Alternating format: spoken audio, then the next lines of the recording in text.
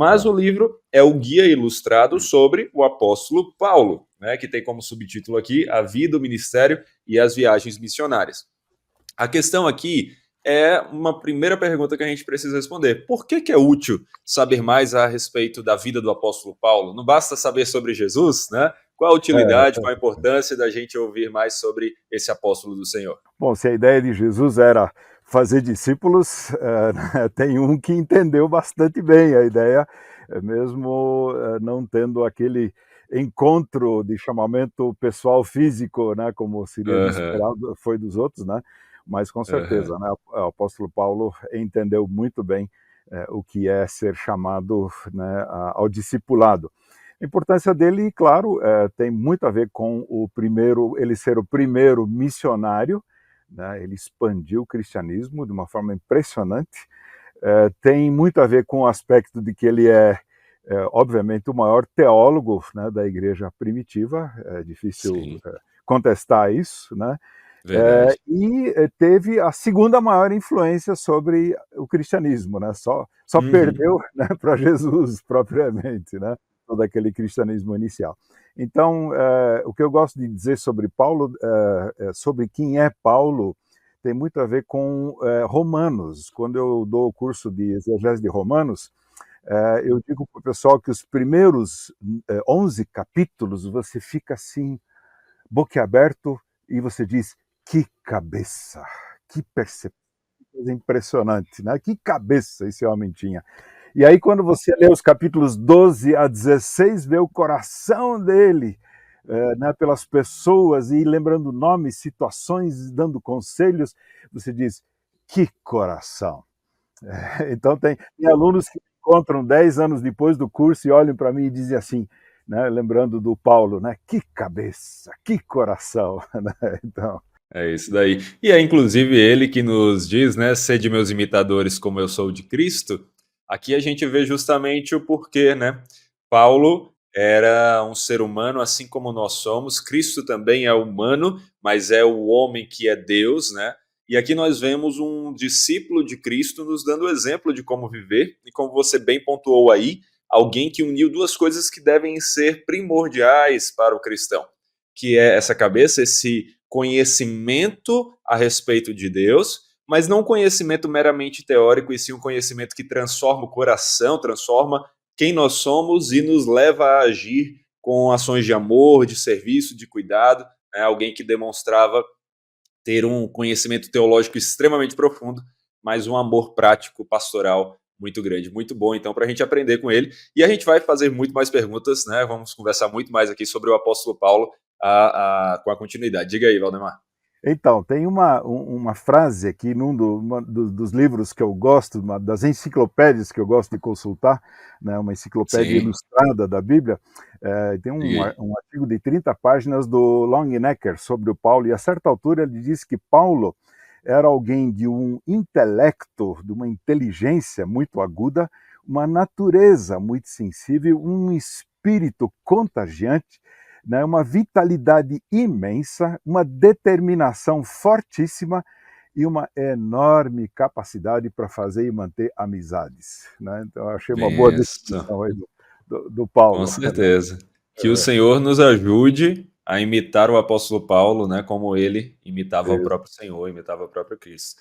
E vamos falar mais sobre ele logo a seguir, mas vale a pena a gente comentar um pouco aqui sobre o autor desse livro, porque sempre que a gente pega um livro assim, e a gente tem que ser sincero, né, Valdemar? Hoje nós temos muitos livros, né? Muitos livros. Inclusive muitos livros sobre o apóstolo Paulo, muitos livros sobre assuntos que nós vemos aqui. Mas a gente então acaba se perguntando, qual livro eu vou ler?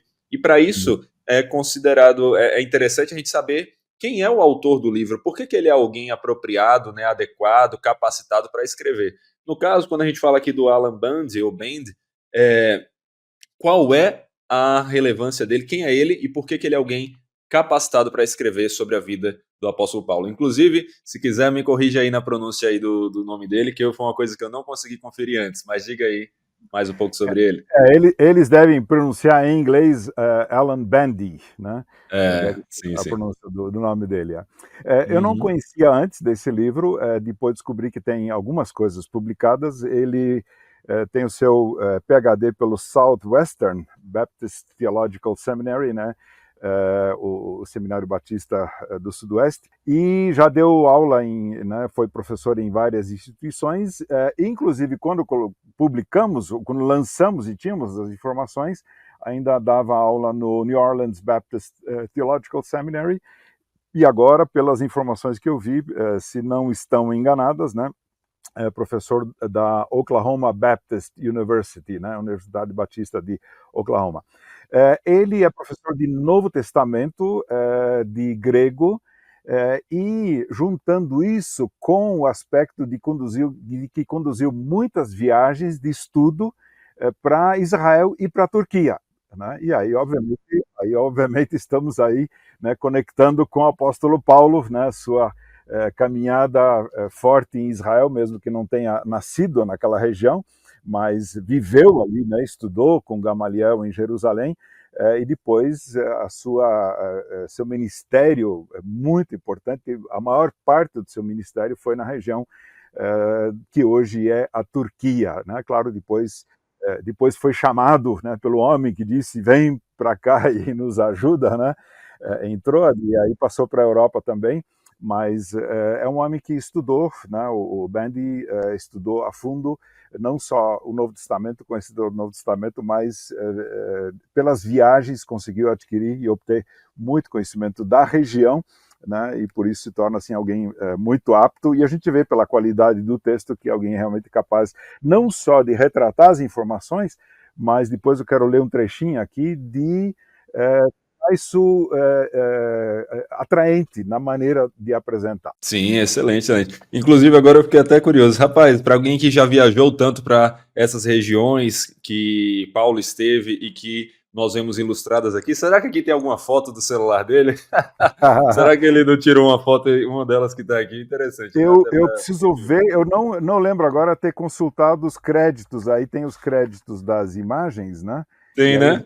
Deveria poder consultar e conferir isso. Eu vou atrás Olha, dessa curiosidade depois para ver se a gente consegue descobrir isso. Aqui muito tem bom, muito crédito bom. nas imagens. Olha aqui, ó. Copyright das imagens. Uma, duas, três, quatro, cinco, seis, sete. Nossa, tem muitas. Alan Bandy. Então, Tem. tem dele sim. Olha aí, Deve ser do olha celular aí. dele. Verdade. Olha aí, mas são ótimas imagens, excelentes imagens aqui.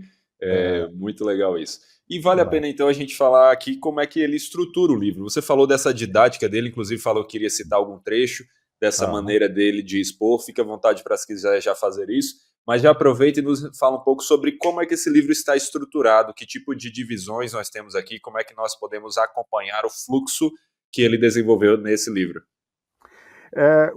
A estrutura é orientada de forma cronológica, né? Pelo Aham.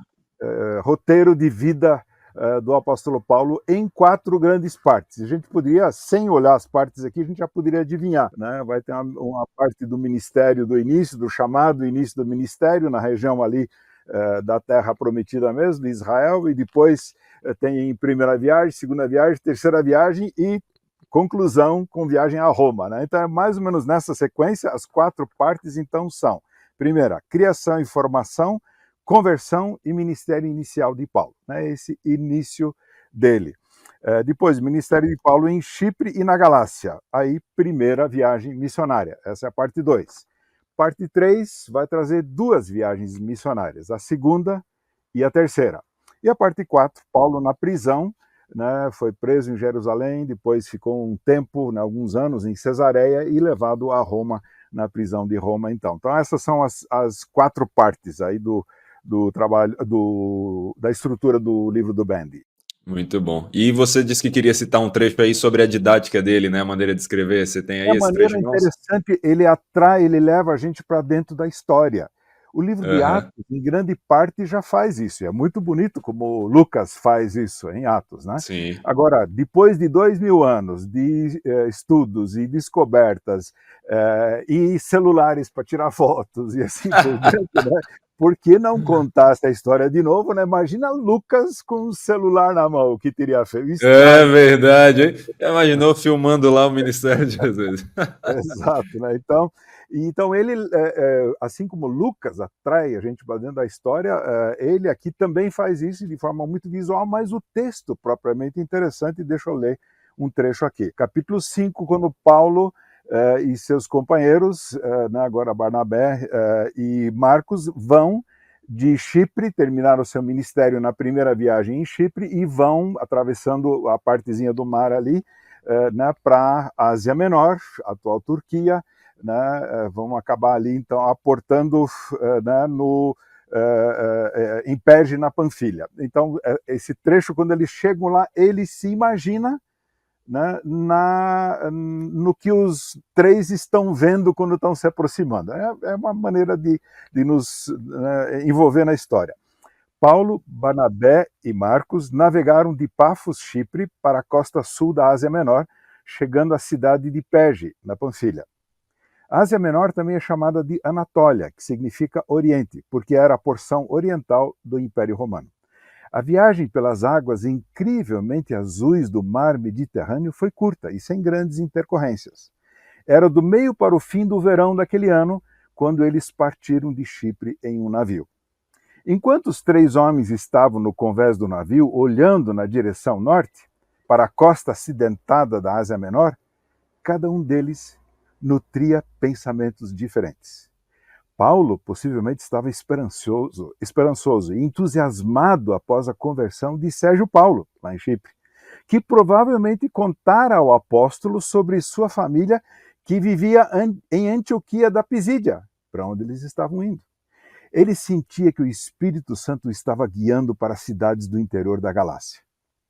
Barnabé também refletia sobre o êxito da missão à sua terra natal, Chipre, e sabia que Deus os estava conduzindo. Marcos, por sua vez, lutava contra o seu desejo de voltar para casa. Quanto mais perto eles chegavam da costa, mais ele se sentia pronto a desistir. Talvez ele tenha falado desses sentimentos a seu primo Barnabé e a Paulo, ou, não querendo decepcioná-los, guardou-os para si. Olha Então veja aí. aqui, né, Mas trazendo quase um livro de literatura, né? Aqui, né? Um Então storytelling aí. aqui teve esse sabor aí, né? É Aham. legal isso, né? E isso acontece, né, em grande parte do livro aí, em que as informações bem fundamentadas e sólidas são apresentadas dessa maneira, né?